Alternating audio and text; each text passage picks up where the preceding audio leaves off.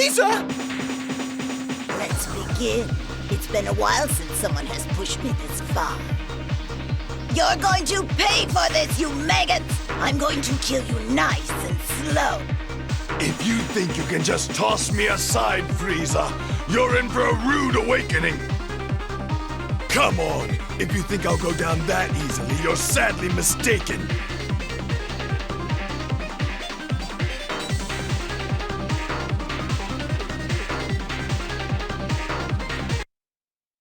So Vegeta is like super high from his recent battles on Namek. He is convinced that he is an unstoppable murder machine and that he's actually a match for Frieza.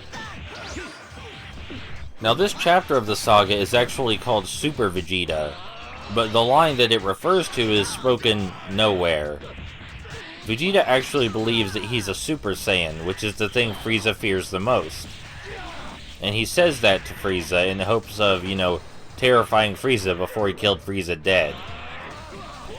Because Vegeta's kind of an asshole like that. And things seem to be going well when Vegeta's able to stand up to Frieza in his first form.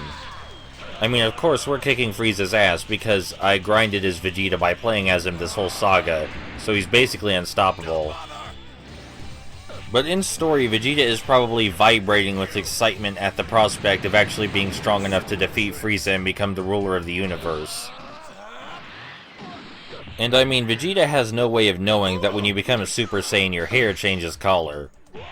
So as far as he knows, this is what being a Super Saiyan is like, just being super fucking strong. We're using grabs a lot more often against Frieza, because immediately after Frieza cancels one of our grabs, he's open for a short period, and we can use that to our advantage. And if he doesn't block the grab, well then he's, gets thrown. I'll break you! Simple tricks.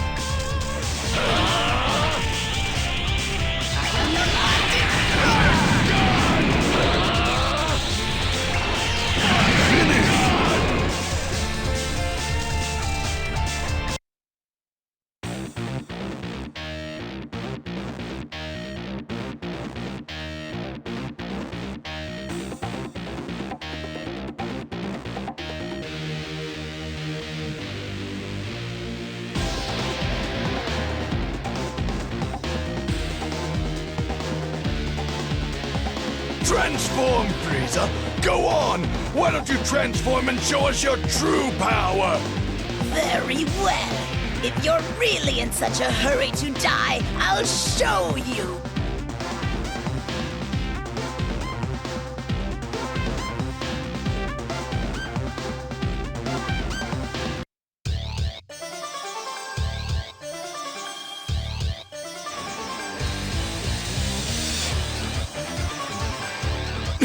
No!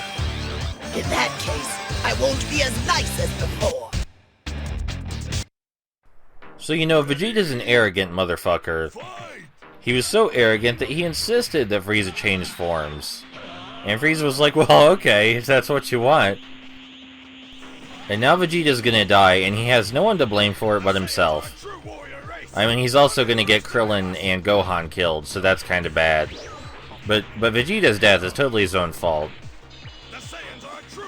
But again, in-game, Vegeta is so powerful right now that even if you were incredibly incompetent, you would come out on top just fine, because he just has that many health bars.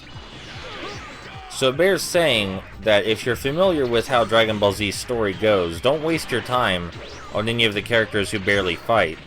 Work on leveling up the people who actually do things. It's kind of surreal that we're already fighting Frieza. We haven't actually done that much fighting on Namek up until this point. The game is actually fairly fast for what it's worth, even though it has well over 100 fights in the story mode. That doesn't stop the back of the case claiming that the story mode is 60 hours long, which is ridiculous, because it's definitely not. But you might be able to fall for that if you're really bad at telling time.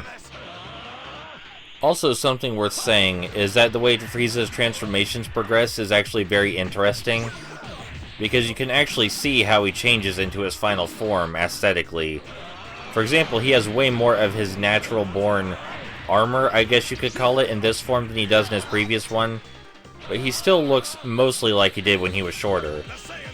Just with enormous horns now, I guess.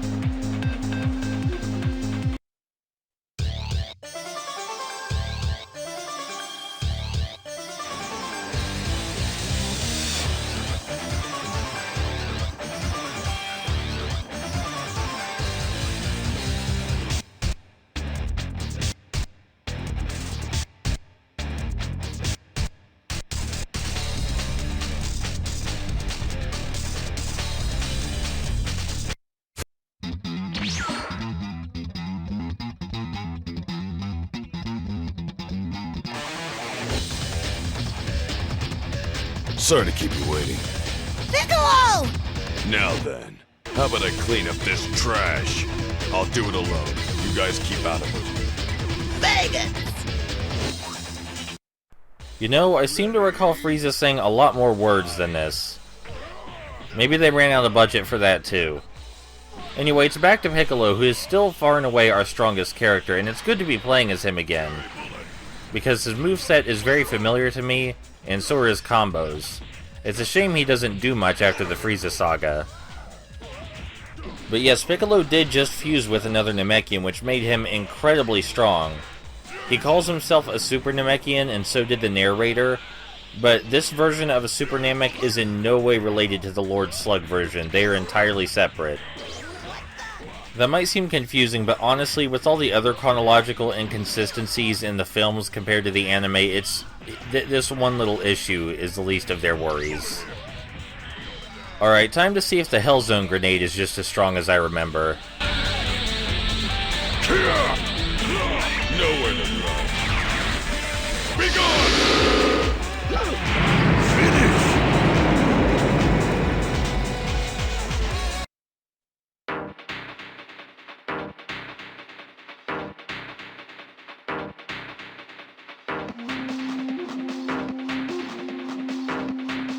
Do you really think that was the full extent of my power? What?